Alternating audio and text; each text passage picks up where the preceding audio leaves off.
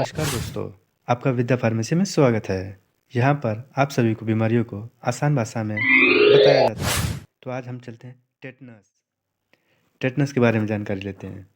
Tetanus एक गंभीर bacterial बीमारी है जो क्लोस्ट्रीडियम टेटानी नामक बैक्टीरिया के कारण होती है। बैक्टीरिया शरीर में किसी घाव के माध्यम से प्रवेश कर सकते हैं।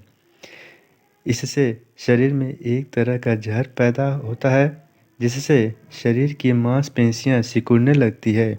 आमतौर पर टिटनेस रोग में पूरे शरीर में दर्द की शिकायत होती रहती है। ये विशेष रूप से जबड़े और गर्दन की मांसपेशियों को प्रभावित कर सकता है, जिसकी वजह से मुंह खोलने या खाना निगलने में परेशानी भी हो सकती है। एक तरह से इसमें व्यक्ति का जबड़ा लॉक यानी कि स्थिर हो जाता है। यही वजह है कि इसे लॉकजा भी कहते हैं। टिटनेस मुख्य रूप से 4 प्रकार के होते हैं। तो आइए जान लेते हैं हम। पहला प्रकार जनरलाइज्ड टिटनेस। यह टिटनेस का सबसे सामान्य रूप है। लगभग 80% मामले जनरलाइज्ड टिटनेस के होते हैं। इस स्थिति का शुरुआती लक्षण जबड़े में ऐंठन होना। इसके अलावा इसमें गर्दन, शरीर का मध्य भाग यानी ट्रंक और जोड़ों की मांसपेशियों में ऐंठन और दर्द की शिकायत हो सकती है। गंभीर मामलों में कन्वल्शन यानी मांसपेशियों ऐंठन के साथ दौरे पड़ने की शिकायत व तंत्रिका तंत्र संबंधित परेशानियां हो सकती है।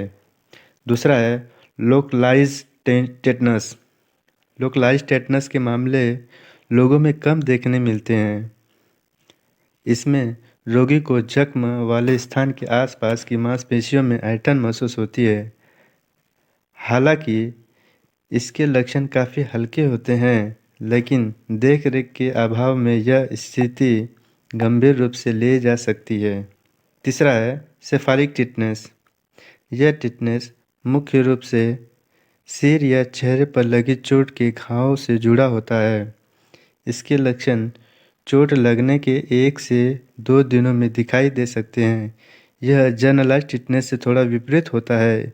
इसमें मांसपेशियों में ऐंठन होने की बजाय मस्तिष्क से निकलने वाली तंत्रिकाएं, जिन्हें क्रेनियल नर्व कहा जाता है, उनमें लकवाग्रस्त जैसी समस्या होने की संभावना होती है। कुछ मामलों में जबड़े की मांसपेशियों में ऐंठन भी हो सकती है।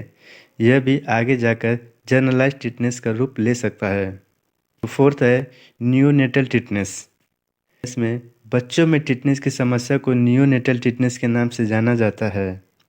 बच्चों में टिटनेस की वैक्सीन न लगवाने या टीकाकरण की सारी डोज न दिलवाने पर बच्चों को इस संक्रमण की चपेट में आने की संभावना अधिक हो सकती है। टिटनेस के लक्षण: अचानक पेट व शरीर की अन्य मांसपेशियों में ऐंठन होना, पूरे शरीर में अकड़न महसूस होना, जबड़ों में ऐंठन और अकड़न, लार टपकना, बुखार होना, पसीना आना, हाथों और पैरों में ऐंठन होना, चिड़चिड़ापन, निगलने में परेशानी, बार बार पेशाब लगना, ब्लड प्रेशर बढ़ना, हृदय गति में परिवर्तन, सिर दर्द होना, दौरे आना आदि। आइए जानते हैं इसके कारण। धूल, मिट्टी, मल या थूक से घाव का दूषित होना, किसी नुकीली वस्तु जैसे सुई या कील द्वारा चोट लगने पर जलन पर होने वाले घाव से टिटनेस का बैक्टीरिया शरीर में प्रवेश कर सकता है। दबने या कुचलने से होने वाले घाव के जरिए पुराने घाव और इन्फेक्शन से हो सकता है।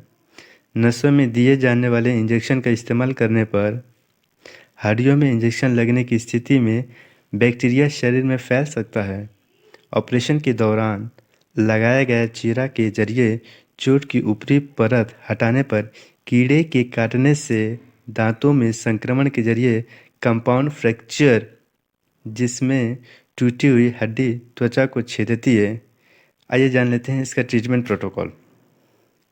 डाइट में सॉफ्ट डाइट लेना है और इनहेलेशन ज़रूरत पड़ने पर, जब सांस लेने की ज़रूरत पड़े तो इनहेलेशन करना है। और अच्छे जगह पर रहना, आइसोलेशन रूम में। इसमें इंजेक्शन लेना है सी पेनिसिलिन, फिर इन्फ्यूज़न लेना है 5% DA 1000 cc, फिर इंजेक्शन लेना है diazepam 10 ampoule, injection ketorolac 30 mg, injection TIG 250 IU 10 ampoule, injection tetanus toxoid 1 ampoule, tablet metronidazole TDS. Closed wound would be open up and wash with H2O2. आइए जान लेते हैं इसके test. There are no lab test that can confirm tetanus. Thank you.